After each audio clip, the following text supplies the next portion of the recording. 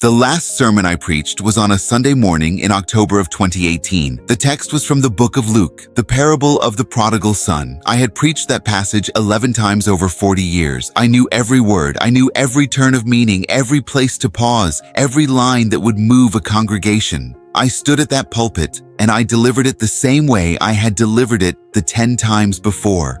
With conviction, with warmth, with the particular authority that 40 years in a pulpit gives a man. People cried. They always cried at that passage. I shook hands at the door afterward. I thanked people for coming. I told a young couple their new baby was beautiful. I told an elderly deacon I would see him next Sunday. I walked back to my office. I sat down at my desk and I waited for the phone to ring because I knew it was coming. I had known for 3 weeks it was coming. The only thing I had not known was whether it would be that Sunday or the next. The phone rang at 2:17 in the afternoon. It was Gerald Watts, my head deacon and treasurer of 22 years. He said, "Raymond, I need to come see you." He did not say please. He always said please. I said, "Of course, Gerald, come now." And then I sat at that desk in that office where I had sat for 31 years, and I waited, and I thought about 40 years, and I thought about Eleanor, and I thought about my children, and I thought about the 740 people who had sat in those pews that morning and trusted me with their faith and their money and their grief and their joy. And I felt something I had been avoiding for 15 years land on me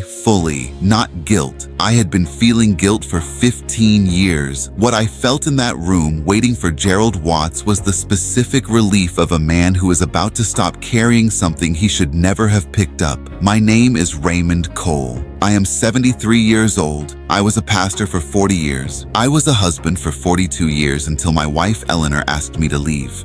I am a father of 2, a son named David and a daughter named Sarah, who speak to me rarely and carefully and with the specific distance of adult children who love a parent they no longer fully trust. I live alone in a small apartment in Nashville. I attend a church across town, not as a pastor, just as a member. I sit in the back row. I do not go to the front. I am going to tell you my whole story today, not the version I told from pulpits, the curated, shaped, purposeful version designed to illustrate a point and move people toward a conclusion. Just the actual story with all the parts that make me look exactly as small as I was. Because I spent 40 years preaching that the truth sets you free. I spent 15 of those years proving that I did not fully believe it. This is my attempt to actually believe it out loud, where it counts. I was born in 1951 in a small town called Cornersville, Tennessee. Population 1,200. 1 stoplight, 2 churches. My father, Earl Cole, farmed tobacco and raised cattle on 40 acres outside town. My mother, Vera, taught Sunday school at First Baptist for 30 years and sang in the choir every week of her adult life in a voice that was not technically accomplished but was so genuinely full of feeling that it did not matter. Faith was not a part of our household. It was the atmosphere. It was the thing the air was made of. You did not choose it the way you chose a hobby. You simply grew up inside it and it became the structure of how you understood everything. I was 17 years old in the spring of my junior year of high school when I attended a revival meeting at a Baptist church in the next county. My mother had dragged me. I was at the age where church had become an obligation rather than a comfort, the way it does for most teenagers, and I was not particularly glad to be there. The evangelist that night was a man named Brother Thomas Hale, a visiting preacher from Georgia, probably 60 years old, not a physically imposing man, nothing theatrical about his appearance. But when he spoke, something happened in that room that I had not experienced before and have not experienced since in quite the same way. It was not the words, it was the quality of attention he brought to them. He spoke as if every sentence was the most important thing he had ever said, as if the people in front of him were the only people in the world, as if the truth he was delivering had personal consequences for every single person listening. I felt that night what I can only describe as a call, something that was bigger than me and outside me and also completely inside me all at the same time. A certainty that this, standing before people and giving them something true that they could carry with them, was what I was supposed to do. I drove home that night and I told my mother. She did not say anything for a long moment. Then she said, I know. I have been waiting for you to find out. My father, when I told him, shook my hand as if I had just told him I was going to the major leagues. That handshake is one of the clearest memories I have. The specific weight and warmth of my father's hand on mine on the night I became the man he had hoped I would be. I try to remember that moment when I think about what I became instead. Not to punish myself, just to measure the distance between intention and outcome. The distance is very large. I attended seminary at Belmont University in Nashville, graduating in 1975, 4 years of theology, biblical studies, pastoral counseling, homiletics, the formal preparation for a life of ministry. I was a good student. Earnest, genuinely engaged with the material. I was not performing faith in those years. I was living it. I want that to be understood. The Raymond Cole who graduated seminary in 1975 and married Eleanor Patterson that same year was not a man who had already decided to be dishonest. He was a man who believed completely in what he was doing and had not yet discovered the particular weakness in himself that would eventually make a liar of him. We all have that weakness somewhere. Some of us are unlucky enough to find it, or perhaps lucky enough, depending on whether you believe, as I now do, that being forced to see yourself clearly is ultimately a form of grace regardless of how it feels when it happens. Eleanor Patterson was the daughter of a deacon at First Presbyterian in Nashville. I met her at a church social in 1973, 2 years before I graduated seminary. She was 22 years old and she had a quality I recognized immediately because it was the opposite of something I secretly feared in myself. She was completely without performance. She said what she thought. She felt what she felt openly. She had no interest in managing other people's impressions of her. In the world of ministry, where image and presentation are perpetually at the center of everything, Eleanor was a woman who simply was who she was and expected the same from everyone around her, including me, especially me. That expectation was the greatest gift she ever gave me and the thing I spent 40 years failing to honor. We were married in June of 1975, and I accepted my first pastoral position at a small congregation called Grace Fellowship Church on the east side of Nashville that same fall. 83 members, a building that needed a new roof, a part-time secretary, a salary that required Eleanor to work full-time as a teacher for the first several years to supplement it. I did not mind. I was doing what I was supposed to be doing. That certainty is hard to overstate. There is a particular peace that comes from believing you are exactly where you are supposed to be, doing exactly what you were made to do. I had that peace for the first decade of my ministry, and it was the most grounding thing I have ever felt. Losing it, which happened gradually in ways I did not name for a long time, is what opened the door to everything that followed. Grace Fellowship grew, slowly at first, then steadily. By 1985, 10 years in, we had 300 members and had paid off the building. By 1995, we had 500 members, a full-time staff of 4, a building fund for a new sanctuary, and a reputation in Nashville as one of the city's most genuine and compassionate evangelical congregations. I was known for my preaching,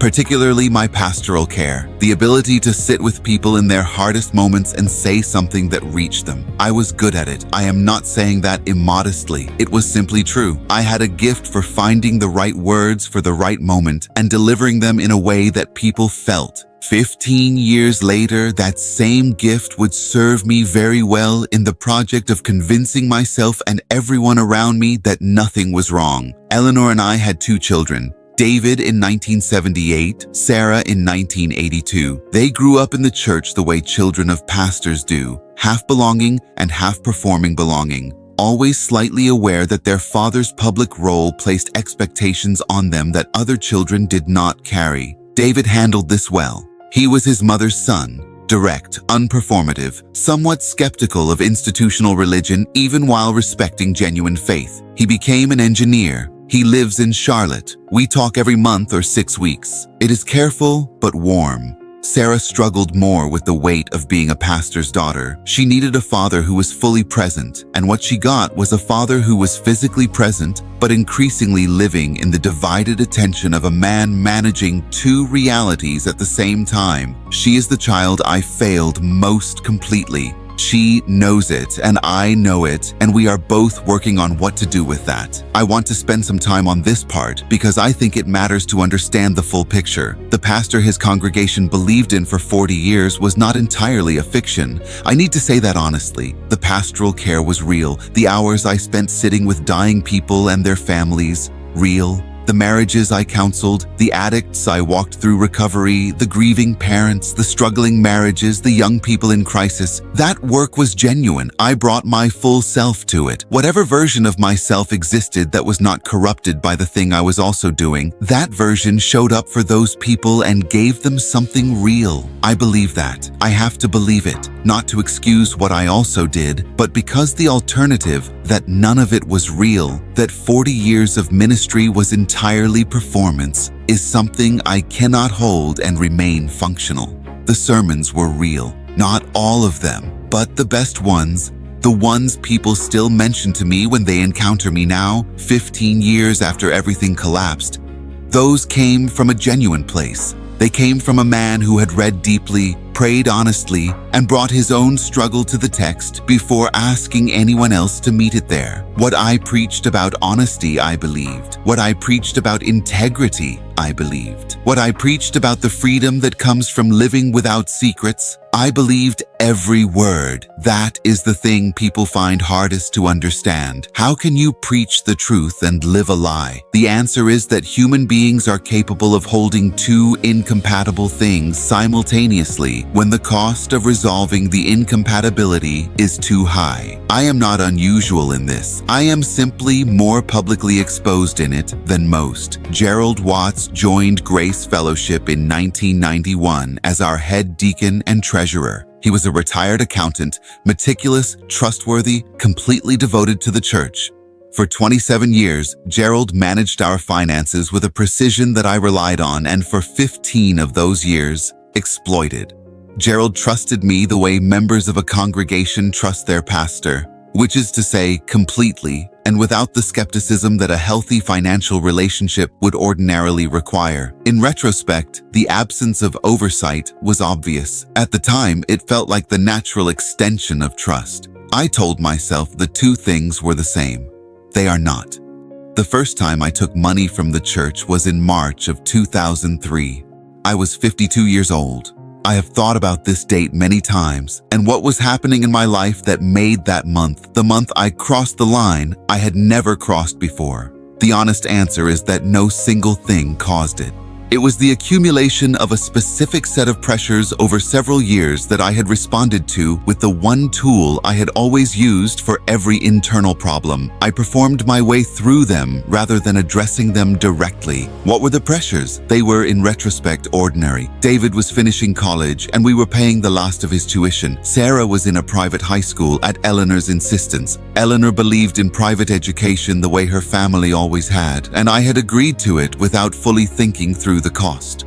The church had taken on a building loan for the new sanctuary, and my personal guarantee was part of the agreement. A decision that had made sense at the time and had become a weight I felt daily. And I had, over the previous 2 years, made a series of small personal financial decisions. A car that was slightly beyond what we could afford, a trip to celebrate our 25th anniversary that cost more than I admitted to Eleanor. That had created a gap between what I earned and what we spent that I had been bridging with credit card debt that was growing quietly and which I had told Eleanor nothing about.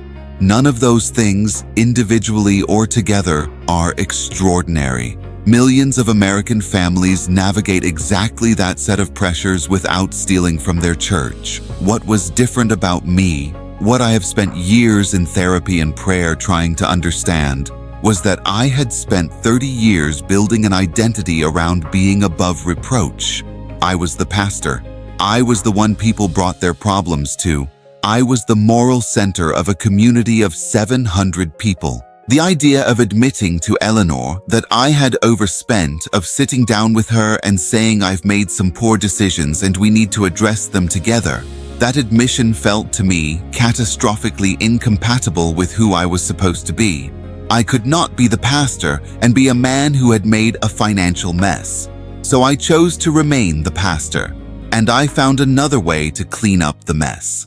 The first amount was $4,000, drawn from the building fund account through a series of journal entries that I knew, with my limited accounting knowledge, would not be visible in a routine review. I told myself it was a loan. That is always how it starts. It is a loan. I told myself I would put it back within 3 months from the honorarium I expected to receive for a speaking engagement the following spring. The honorarium came. I did not put the money back. I used it to pay down the credit card. And then a few months later, I needed money again and I knew how to get it. And the loan had not hurt anyone, and nobody had noticed, and so I took it again. That is the architecture of it. That is how 15 years happens from one afternoon in March of 2003. Not dramatically, not because I sat down and decided to become a thief, but because the first time was easier than I expected, and the second time was easier than the first, and by the 5th and 10th and 50th time,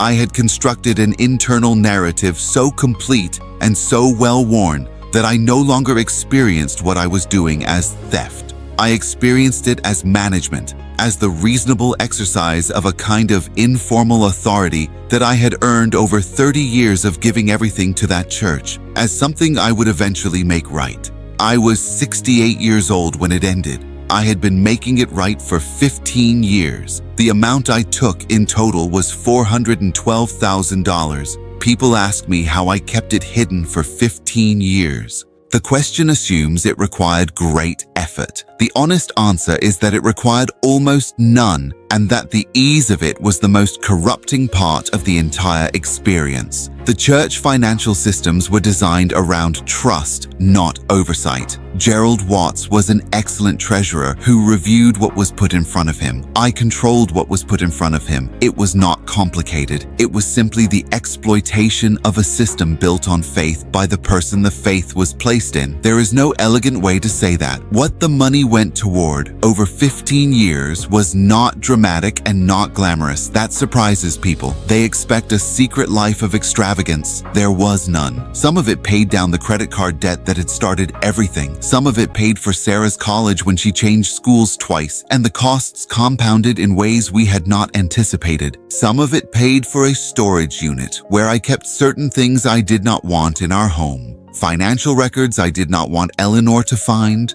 Correspondence I should not have had. Some of it, in the later years, paid for expenses related to a relationship I had outside my marriage between 2009 and 2012. I will say that plainly because it is true and because everything in this story deserves to be said plainly. Eleanor did not know about the money. She did not know about the other woman. A woman named Margaret, who was a member of a sister congregation in Memphis, who is blameless in this story except insofar as she knew I was married and proceeded anyway, which I hold against neither of us so much as I hold it against the self I had become by 2009. That relationship ended in 2012 when Margaret, to her credit, told me she would not continue something that required two people to live dishonestly. I respected that. I still do. I was not capable of the same decision at the time. That asymmetry tells you something important about where I was. The weight of 15 years of this is not something I can fully describe. I will try. It is not a dramatic weight. It does not announce itself. It is more like the way a long illness works. You adjust to each new level of discomfort until the discomfort becomes your baseline and you forget what it felt like to be well. I forgot what it felt like to be simply honest. By the time everything ended, I had been managing two realities for so long that the management itself had become a kind of identity.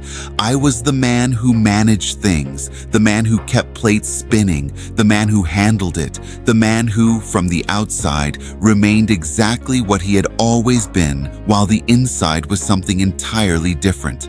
That disconnect, the gap between the face and the interior, is what cost me everything when it finally collapsed. Because the collapse was not just financial. It was the collapse of every relationship built on the face when the interior was finally revealed. In September of 2018, the church's denominational office conducted a routine external audit as part of a new compliance policy they were rolling out across all member congregations. It was not targeted at Grace Fellowship specifically. It was not prompted by suspicion. It was simply a random administrative process that happened to fall on my congregation in my final year of active ministry. I had known for 3 months that the audit was coming. I had spent 3 months telling myself it would not find anything significant, that I had covered the entries carefully, that 15 years of careful management would withstand a routine review. I was wrong. The auditors found the first discrepancy on a Wednesday. By Thursday, they had found 6 more. By Friday, they had a figure. Gerald Watts called me on that Sunday afternoon as I sat in my office after the last sermon I would ever preach from that pulpit. He did not ask questions on the phone. He came to the office and he sat down across from me and he put a single sheet of paper on the desk between us with a number on it. And he looked at me across 31 years of trust and he said, "Is this right, Raymond?" And I said, "Yes, Gerald, that is right." And the look on his face at that moment is something I will carry for the rest of my life. It was not anger. It was not shock, exactly. It was something closer to the look of a man watching a building he helped construct come down floor by floor while he stands too close to move. The 72 hours that followed were the most concentrated experience of consequence I have ever had or expect to have. The church board was convened that Sunday evening. I attended. I answered every question. I did not deflect or minimize or ask for time to prepare a statement. 15 years of deflection and minimization had ended the moment I said yes to Gerald Watts. I was placed on immediate administrative leave. The denomination was notified Monday morning. A forensic accountant was retained. The police were contacted by Tuesday. I told Eleanor on Monday evening. I sat her down in the kitchen. Our kitchen, the kitchen where we had eaten every dinner of our marriage, where our children had done their homework, where Eleanor had made coffee every morning for 42 years. And I told her everything, the money, the years, Margaret, all of it, in order, without editing. Eleanor listened without interrupting. When I finished, she sat quietly for what felt like a very long time. Then she asked 2 questions. The first was, "Is there anything else?" I said no. The second was, "How long have you known you were going to tell me?" I said, "Since Sunday." She said, "Not before Sunday?" I said no. She nodded. She stood up. She put her coffee cup in the sink. She walked to the bedroom and she closed the door quietly. Not slammed, closed. That quiet closing of a door was the sound of 42 years ending. I was charged with 3 counts of wire fraud and 1 count of breach of fiduciary duty. I pled guilty. My attorney negotiated a sentence of 18 months probation, full restitution, and mandatory community service in recognition of my cooperation and my lack of prior criminal record. I spent the next 4 years making restitution payments from the sale of our home, my retirement account, and everything else I had. The restitution is complete. That is the only clean sentence in this entire story. Eleanor filed for divorce in February of 2019. She was 66 years old and she did not want a divorce. She had not wanted one. She had wanted a husband who was the man she thought she had married. What she had was a husband who had revealed himself at 68 to be someone she did not recognize. The divorce was finalized in the fall of 2019. She kept the new house we had moved to when the old one was sold. I moved into the apartment where I live now. I furnished it simply. I did not take many things. Taking things felt wrong in a way I could not have fully articulated, but which I think had to do with a sense that I had forfeited the right to claim what I had accumulated during the years I had been taking from other people to accumulate it. David called me every week for the first 3 months after everything broke, not warmly, carefully. The calls of a son trying to understand what the father he had known his entire life had actually been. He was not cruel. David does not do cruelty, but he was honest in the way his mother had always been honest. And the honesty was difficult to receive. He said once, "I do not think you are a bad person, Dad. I think you are a person who made a decision to protect your image more than the people you were supposed to serve." And then he said, "I think I knew something was wrong. Not what, but something. And I did not ask because I did not want to know. He said that without accusation, just as a fact. I have thought about it many times since. Sarah did not call for 6 months. When she finally did, she asked me one question. She said, "Did you ever think about us when you were doing it? Me and David and Mom? Did we ever come to mind?" I said yes, many times. She said, "What happened when we came to mind?" And I said, "I told myself I would fix it before it ever affected you." And she said, "And how did that work out?" And there was nothing to say to that was worth the breath it would take to say it. The congregation of Grace Fellowship, the 740 people who had sat in those pews that last Sunday morning, scattered in the months after my resignation. About half found other churches. Some left organized religion entirely. The building was eventually sold to another congregation.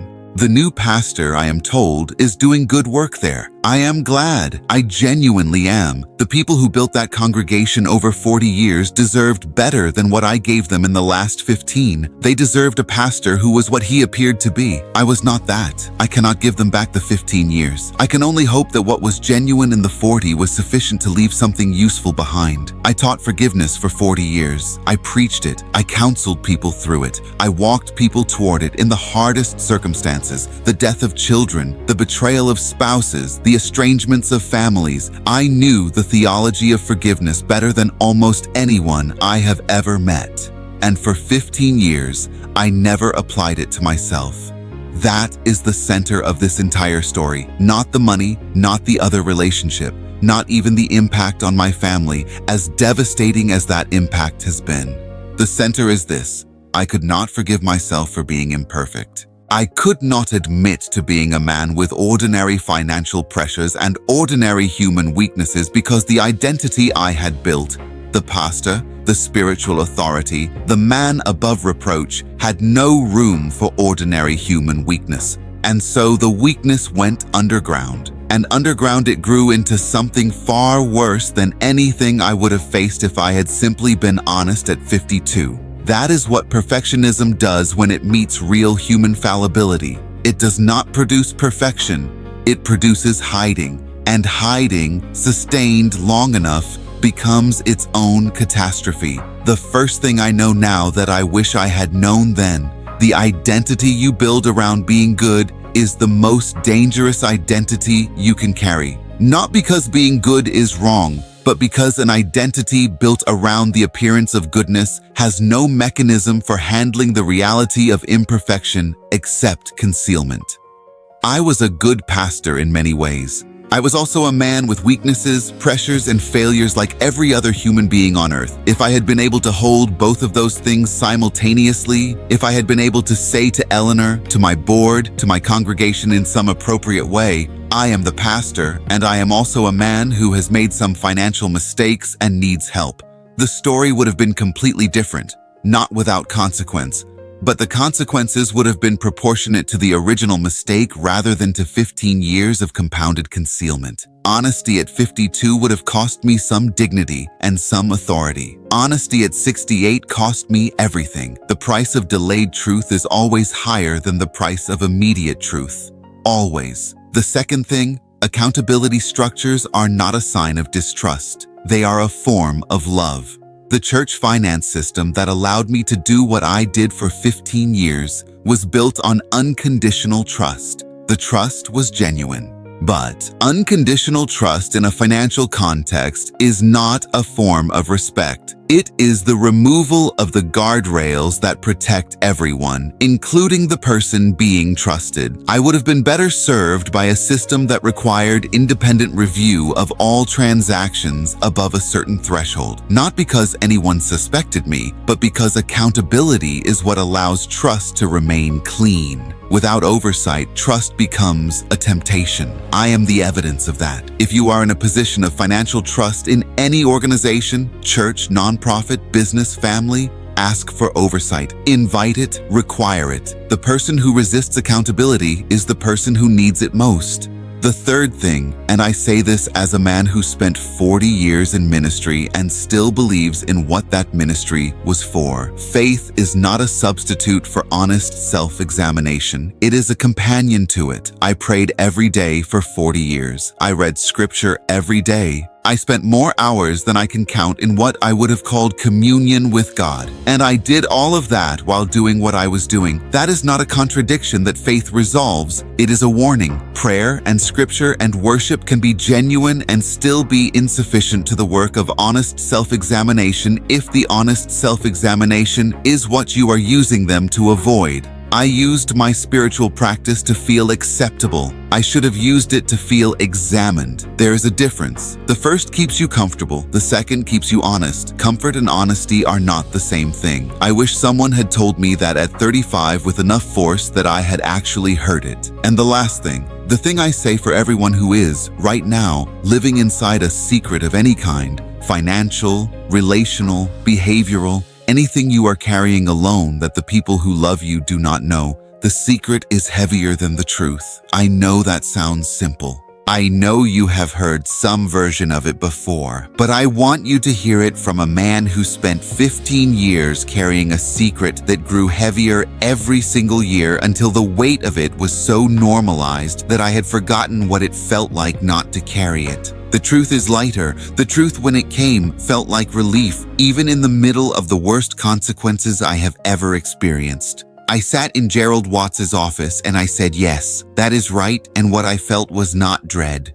It was the end of carrying something, 15 years of something, set down at last. I would not recommend the path I took to arrive at that moment, but I can tell you that the moment itself, the moment of complete honesty after a long deception, is one of the most profound experiences of relief a human being can have. Do not wait for a Gerald Watts to call you. Set it down yourself, today, while you still get to choose how the truth comes out. My name is Raymond Cole. I am 73 years old. I was a pastor for 40 years. I am no longer a pastor. I am simply a man trying to live as honestly as I should have lived for the previous 4 decades. I am in the back row on Sunday mornings. I am working on the relationships I damaged, one careful, honest conversation at a time. Some of them are coming back, some are not. I accept both without trying to negotiate for a better outcome. I gave up negotiating. Negotiation is what got me here. If this story reached something in you, if there is something you are carrying that the people around you do not know, I want to ask you to consider what it would feel like to set it down, not to confess dramatically in public, not to destroy everything at once, but to tell one honest truth to one person who deserves it. Start there. It is enough to start there. Subscribe to Senior Untold Stories. New story every week. Real lives, hard lessons, unheard voices. Leave a comment below. Tell me what stayed with you. I read everything. God bless you. Good night.